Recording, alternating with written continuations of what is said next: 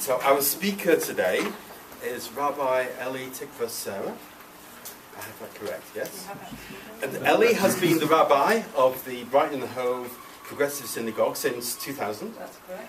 And is also the liberal Jewish chaplain at Brighton and Sussex Universities. Before becoming a rabbi, Ellie worked as a writer and an editor, but I've noticed that your love of literature continued after ordination. In fact, you have a book out, Women Rabbis in the Pulpit, which is a wonderful collection of sermons written by 46 progressive women rabbis working in the UK and Europe and North America and this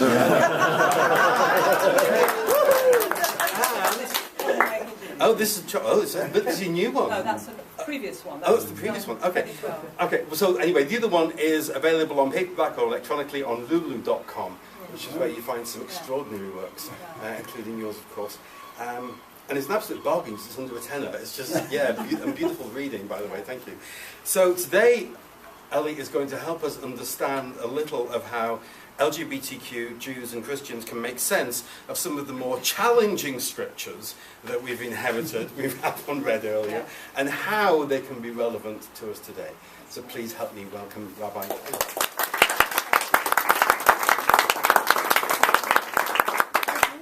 Hi everybody. You might have been thinking, oh, what is it we're reading this evening? Right, you're going to discover, and one of the things I would hope to achieve as a result of this evening is that maybe some of you might want to learn Hebrew, because the English text is rubbish. It's not a man, as you'll see, that's created. So thank you for inviting me to address you this evening. And I've been asked to speak to you about LGBTQ pride from a Jewish perspective. As we gather here in this MCC church, I'm aware that we're very conscious that our identity encompasses both being LGBTQ and our sense of being part of a religious tradition. Historically, these identities have been seen as in complete conflict with one another.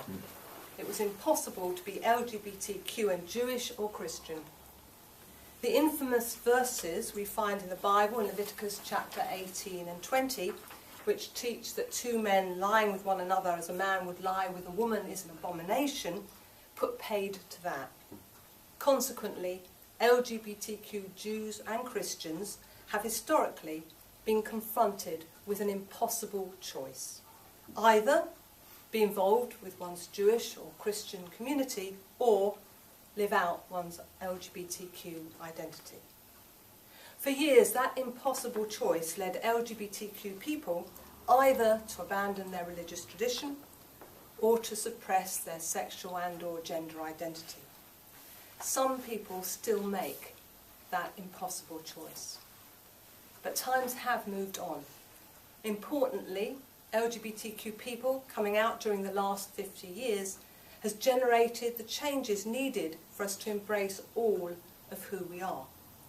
We could chart the history of the past 50 years in Britain in terms of changes in the law, starting with the 1967 Sexual Offences Act, which decriminalised sex between two men over the age of 21 in private, followed by a series of legal developments resulting in an equal age of consent, equal marriage, and the possibility of transgender people altering their birth certificates to reflect their new name and gender identity. But these legal changes only happened because LGBTQ people engaged in a struggle for acknowledgement for our full human rights. As it happens, I was a pioneer in the pursuit of equal marriage, raising the issue within the Jewish community back in 1996. And if you want to hear about how I came a cropper, that's the prologue to this book, Troublemaking Judaism. I'm a troublemaking Jew. It was a very hard struggle. But from the year 2000, liberal Judaism began to grapple with the issue, resulting in full support for equal marriage, both civil and religious. But I haven't come here this evening to talk about our campaigns to change the law in this country. Orthodox strands of Judaism and many Christian denominations, including the Church of England and the evangelical churches, still haven't endorsed equality. Many people continue to take those ancient Levitical verses as their guide.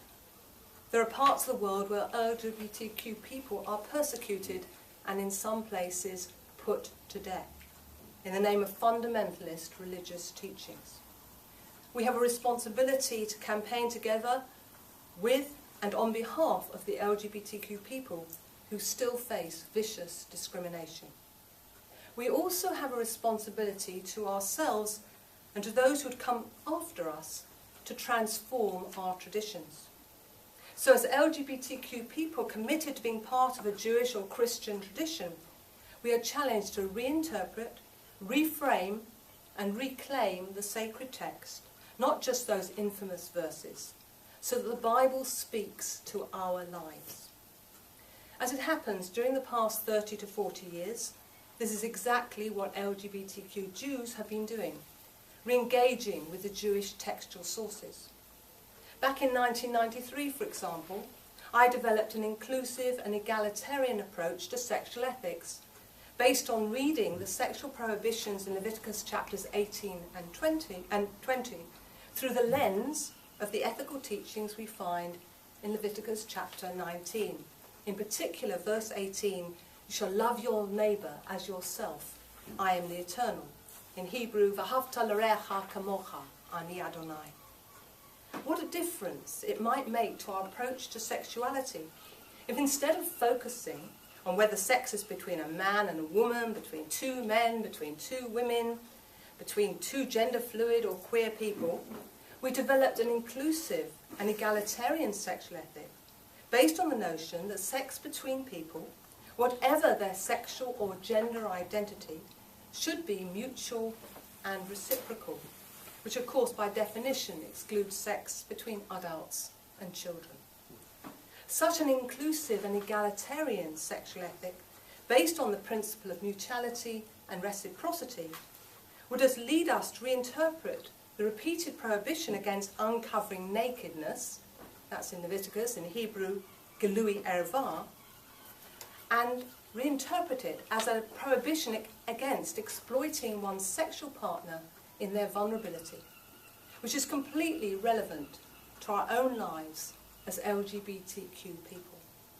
Importantly, when we engage with the biblical texts that exclude and marginalise us, we move from being in the position of being sexual outlaws to participating in an ethical framework of behaviour on equal terms.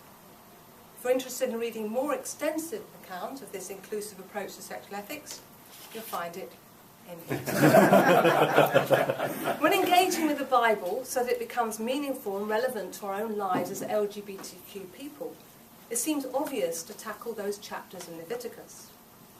But our quest for meaning shouldn't be confined to passages about sex. On the contrary, we need to go right back to the beginning, to the creation stories we find in the book of Genesis. These narratives have been used throughout history to justify the subjugation of women to men, and which in recent years continue to be used by Christian campaigners against equality for LGBTQ people, who argue in crude populist terms that God created Adam and Eve, not Adam and Steve. Unfortunately, I don't have time this evening to present a detailed rereading of those Genesis chapters from a feminist and LGBTQ perspective. I'm going to refer to some key things to note, and again, if you're interested in finding out more. So the first thing to note in both creation narratives is that the creation of humanity begins with a single human, Ha-Adam, not a man, and not to be confused with the proper name, Adam. In the second creation story, we read that the human, Ha-Adam, is formed from the dust of Ha-Adamah, the ground. Ha-Adam is one with the earth. In the first creation story, Ha-Adam, the human, quickly becomes male and female. The Hebrew word zachar, male, and nekeva, female, denoting biological sexual differences for the purpose of reproduction. In the second creation story, the process of differentiation of one human being into two is slower, and is motivated not by the reproductive impulse, but rather by the need for companionship. Throughout the first creation story, each day is marked by the repetition of the words, "And God saw that it was good." Vayar Elohim ki tov. Finally, when the work of creation is completed, we find, "And God saw that it was very good." Tov ma'od. Given this repetition, the negative statement we find in the second creation story is quite startling. It is not good for the human being to be alone. The verses that follow focus on finding a suitable companion for the lone human being. So, in the first attempt, the animals are created, but as soon as the human names them, and thereby exerts power over them, one by one, they are deemed unsuitable companion material. What follows next is familiar to most of us, and we've just been reminded of it. The infamous rib to woman story. The Hebrew makes it clear that a rib wasn't involved. The Hebrew word selah means side. The side of the human was taken from the human in a deep sleep, resulting in two humans, Isha and Ish. Now for the moment I don't want to translate those two Hebrew words, but rather invite us to reflect on the similarity. Isha, Ish. In Hebrew, each verb, noun and adjective is based on three Hebrew letters, known as the root of the word. The root of Isha and Ish is Aleph Nun Shin, to be human. Unfortunately, Hebrew is a completely gendered language. So for example, to say you in Hebrew, a non-gendered word in English, we're presented with four options. At, feminine singular, ata, masculine singular, aten, feminine plural, atem, masculine plural. So Isha is the word for woman, and Ish is the word for man. But the important thing is that unlike the words male and female in the first creation narrative, which are utterly different words, as I've indicated, Isha and Ish derive from the same root, to be human. The binary gender split is unavoidable in Hebrew, but understanding the Hebrew enables us to see the essential oneness of humanity. The philosophical position we encounter in the second creation story, it's not good for the human being to be alone, is one which by definition applies to all humans, regardless of sexuality and gender. If we then go back to the first creation story, we find the statements that present us with a clinching argument. Then God said, "Let us make the human, ha'adam, in our image, according to our likeness." So God created the human in the divine image. Every human being is an image of God.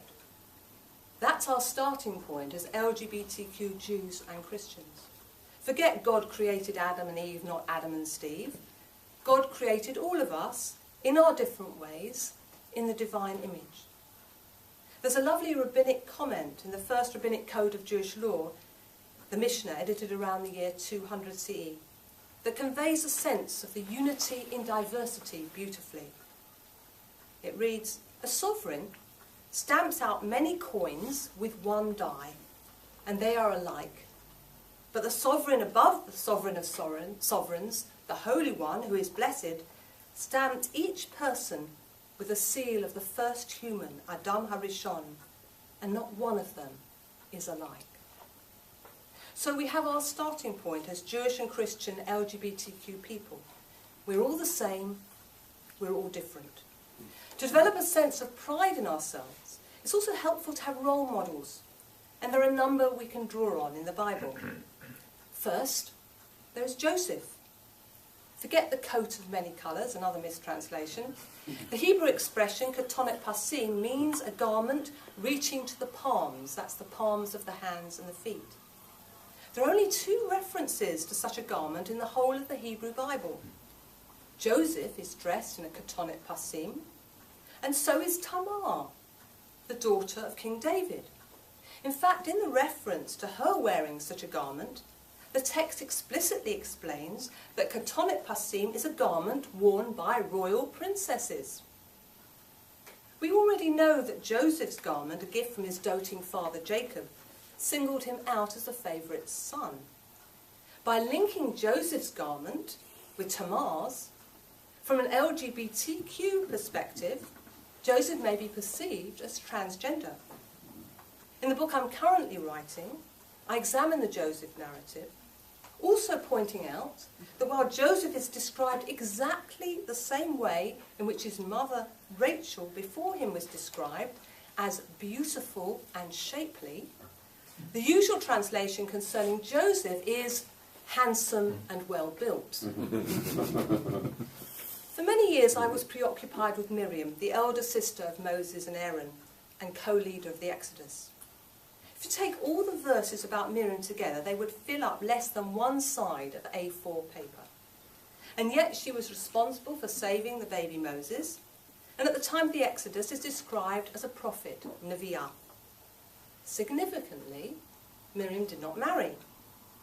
The longest text about her is at Numbers chapter 12, a short chapter of 16 verses that are totally devoted to an incident that Miriam was responsible for instigating. The chapter begins, then Miriam spoke, it's in the feminine singular gender, and Aaron, also, against Moses, because of a Cushite woman that he had married, for he had married a Cushite woman. And they said, has the Eternal indeed spoken only with Moses? Hasn't he also spoken with us?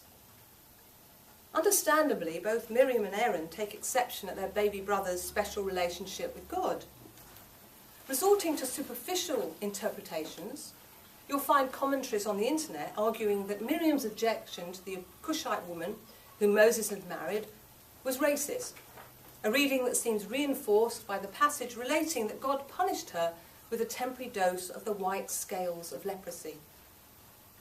As a lesbian reading the text, I ask a different question. Who was this Cushite woman? What might have been the real reason for Miriam's objection to Moses marrying her? In chapter 2 of Troublemaking Judaism, taking my cue from the license of the rabbis who, concerned that Miriam was unmarried, married her off to Joshua or Caleb, I write a new story of Miriam from a lesbian perspective, in which the Cushite woman is Miriam's woman, whom Moses married to break up their relationship.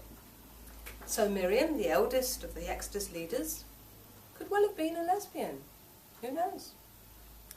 Interestingly, on the Sabbath, when in the annual Torah reading cycle we read the final instalment of the Exodus, including the crossing of the Sea of Reeds and the songs of triumph of Moses and Miriam, our second scriptural reading, known as the Haftarah, the conclusion, is a story of Deborah, related in Judges chapter 4, verses 4 through chapter 5. The narrative opens by telling the reader that Deborah was a prophet and a judge. But then the translation departs from the Hebrew. Contrary to the translation, Deborah was not the wife of Lapidot. Certainly the Hebrew says Eshet Lapidot, and Eshet means wife of or woman of. But there is no one called Lapidot in the whole of the Bible, and the biblical convention is that when someone is designated as the wife of a certain man, there must be other references to him. Significantly, however, the word Lapidot means torches, singular lapid.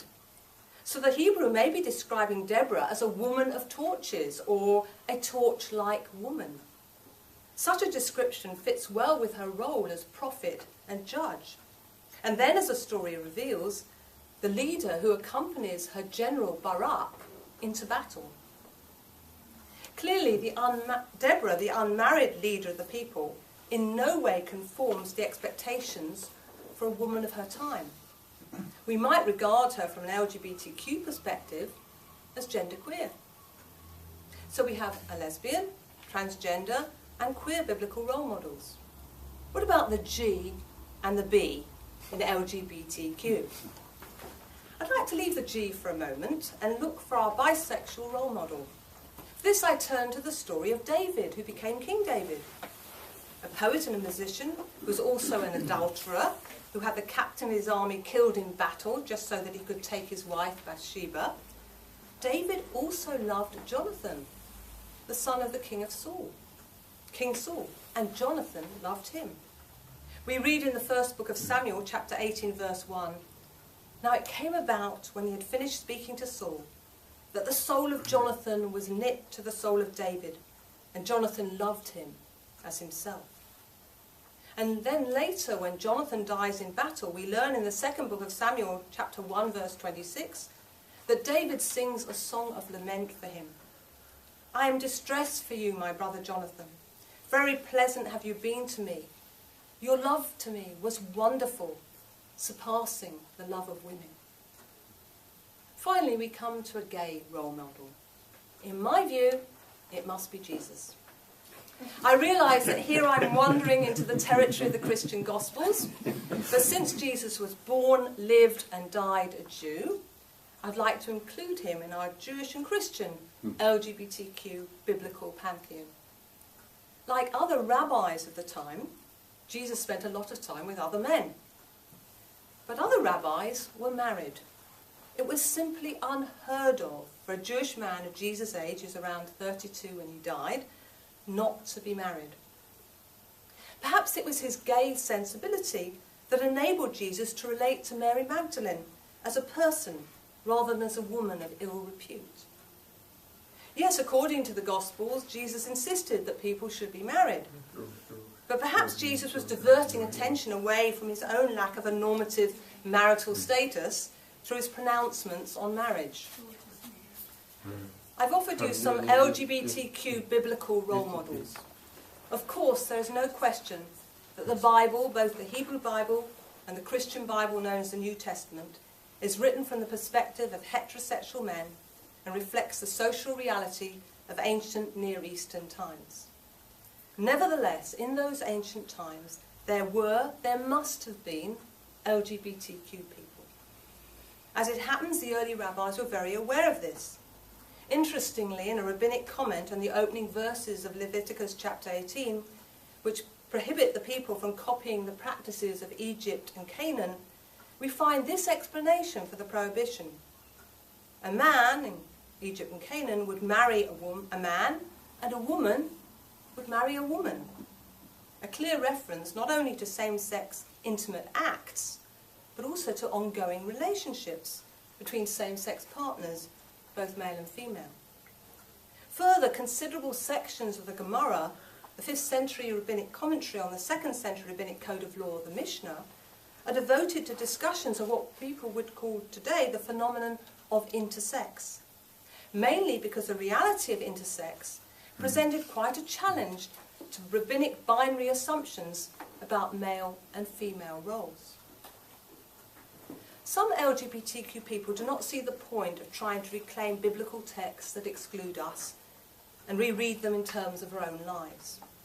In contrast to this view, I would argue, and I imagine that you would concur with this point of view, that if we don't interrogate the texts of our tradition through the prism of our experiences and perspectives as LGBTQ people, then those texts left unchallenged will continue to have the power to deny our reality and diminish and dismiss the integrity of our lives.